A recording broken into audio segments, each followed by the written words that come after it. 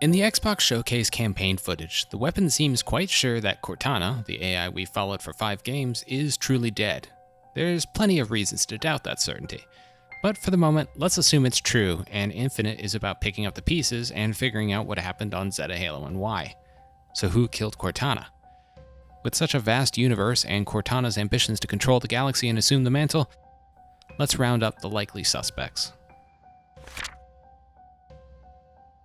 The Ur-Didact was not killed at the end of Halo 4, and Master Chief's subsequent encounter with the vengeful Forerunner left him, in Chief's words, merely contained, not stopped indefinitely. Certainly a human AI's assumption of the mantle is something the Didact would not abide. Fans noted Cortana in Halo 5 has adopted some of the Didact's Imperial language, and suggested he was actually secretly pulling the strings. Subtlety isn't exactly the Didact's strong suit, but if he'd found a way to return, the Created, and thus Cortana, would be the biggest immediate threat to his goals. Mendicant Bias, the Forerunner AI who turned on its masters during the Forerunner Flood War and then sought atonement in the millennia since, has been a fan favorite to explain anything unexplained in the Halo universe. Halo Point of Light teased readers by returning to the former place of residence of the AI on Zeta Halo.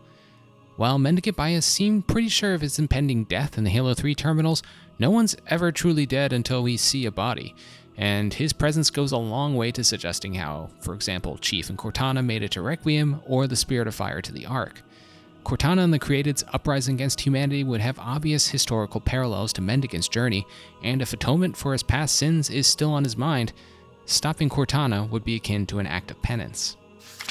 But Mendicant isn't the only Forerunner AI who might oppose Cortana, however. Intrepid Eye is a Forerunner Ancilla, awoken after the end of the Human Covenant War. She was distressed to learn about humanity's Forerunner wrecking and warlike ways, and has been covertly working to further her own aims since. Believing humanity must be tested to attain the mantle, Intrepid Eye might have seen Cortana and the rise of the Created as an obstacle to her carefully laid plans, and contrived a situation to take her out. The Banished status in the post-Created world is unclear. They presently work in a furtive state of operation, trying to avoid the attention and scrutiny of the Created and Cortana, who they call the Apparition. Atriox and the Banished would certainly jump at an opportunity to contest Cortana, especially since defeating her and the Created might leave them top dogs in the galaxy. But perhaps they didn't directly defeat her. Ashara mentions that the Banished have allied with the Harbinger by the time of Halo Infinite, and who the Harbinger is very much up in the air. It could be an entirely new character, or even any of the aforementioned characters by another name. The likelihood they are involved in Cortana's death seems markedly higher, given their actual mention in the game thus far. But we know virtually nothing about how the Created is organized or its power structure. Smart AIs can be remarkably human, and one suspects that ambition might creep into the minds of some of Cortana's underlings. Perhaps a group banded together and killed Cortana in a digital coup. There's also constructs like the Warden Eternal, ostensibly under Cortana's control, that might seek to replace her, especially given her demonstrated weakness when the Master Chief is concerned. For a truly dark horse, look no further than the shadowy AI cabal, known as the Assembly, teased out in Halo Reach's datapads.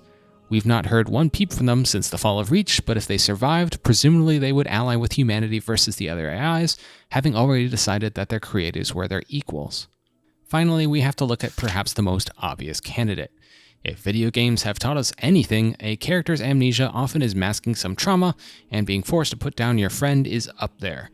Given the weapon's certainty Cortana was deleted, the UNSC plan to capture and kill her may have only failed in the exact implementation, not its goals.